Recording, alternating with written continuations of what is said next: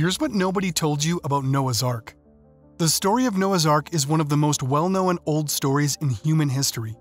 It has been told for thousands of years in literature, religious scriptures, and popular culture. The biblical narrative claims that God commanded Noah to construct a massive boat in order to protect himself, his family, and pairs of every sort of animal from a devastating flood that would destroy the earth. Although the core plot of the story is well known to many, you will be surprised by these less well-known facts about the Ark. Where the Ark landed.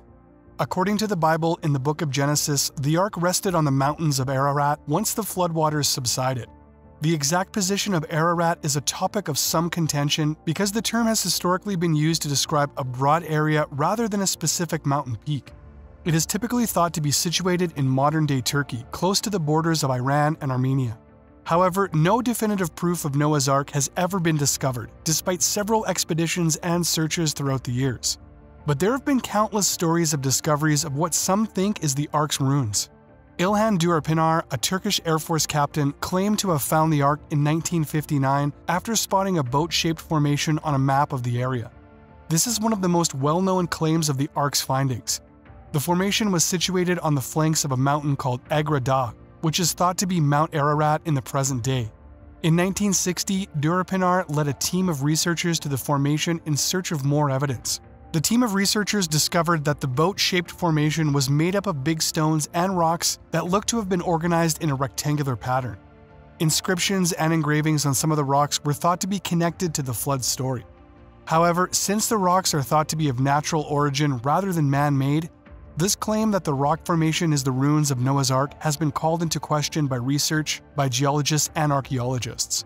Furthermore, with the exception of a few bits that were likely brought by a mudslide, there has been no proof of a ship or any petrified wood being found there.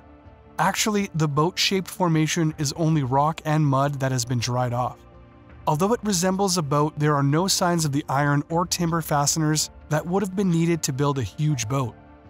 There is an interestingly large amount of animal poop on the site, but this doesn't prove anything either.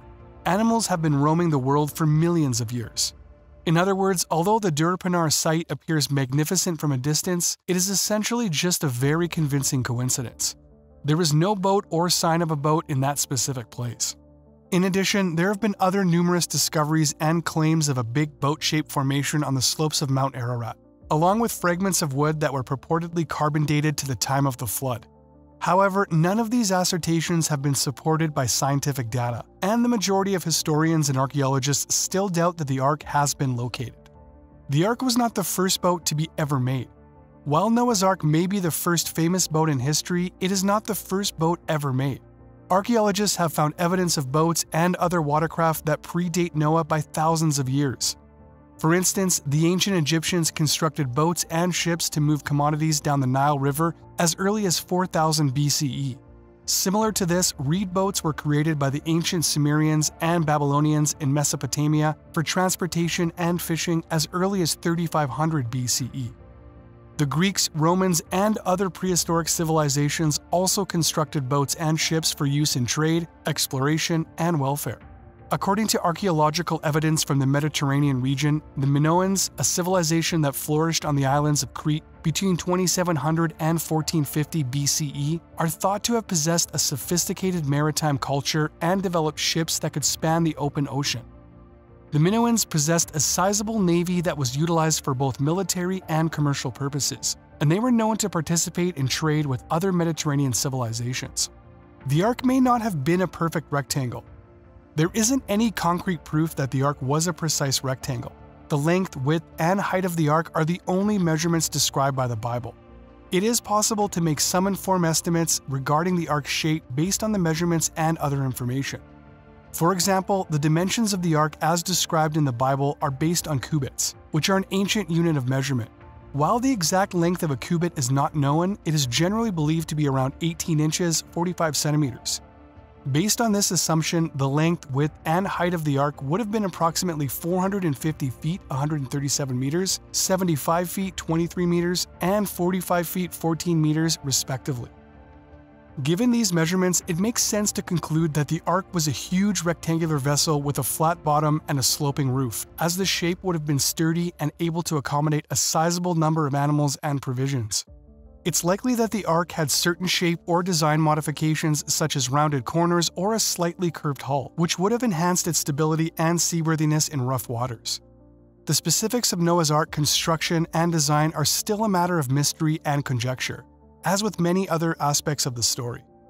The weight of the Ark. Academics are divided on the precise weight of the cargo that Noah's Ark carried due to the story's widespread interpretation as a religious myth rather than an actual historical event. However, based on the biblical description of the Ark's dimensions and the number of animals claimed to have been abroad, several experts have attempted to calculate the weight of the cargo. The creationist researcher John Woodmorapp provided one of the most well-known estimations in his book Noah's Ark: A Feasibility Study, which was published in 1996.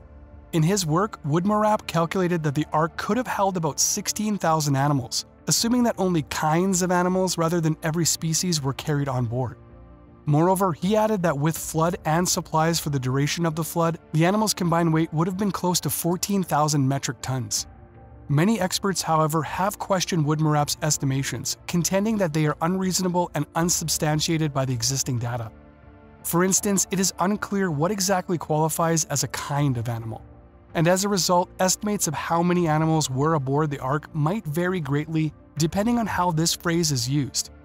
It is also unclear how much food and resources would have been required to keep the animals alive during the flood because the biblical account is vague on the matter.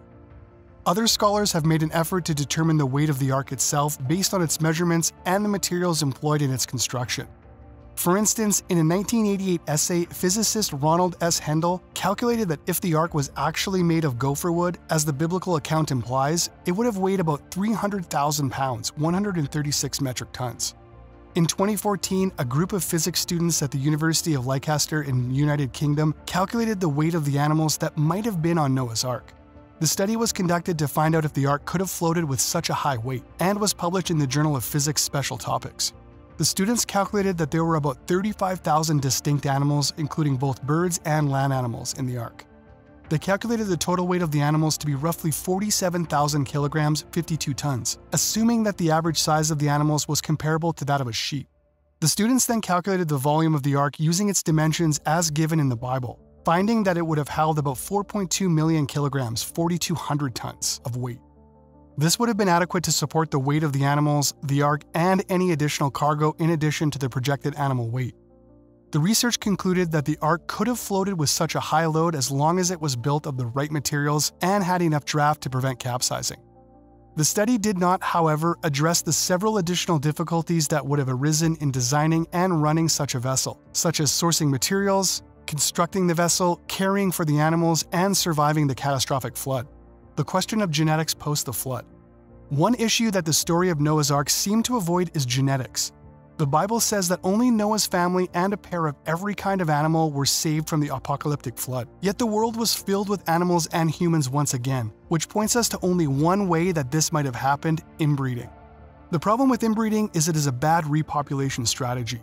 It is not just our long-standing social taboos that frown against it. Inbreeding has been shown scientifically to be a super extra bad thing. The gene pool would be too limited even with 8 people as a base to allow for world repopulation.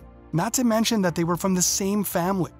When a population is limited to a small number of individuals, a genetic bottleneck develops, resulting in a loss of genetic variation and perhaps detrimental impacts on the population's long-term survival.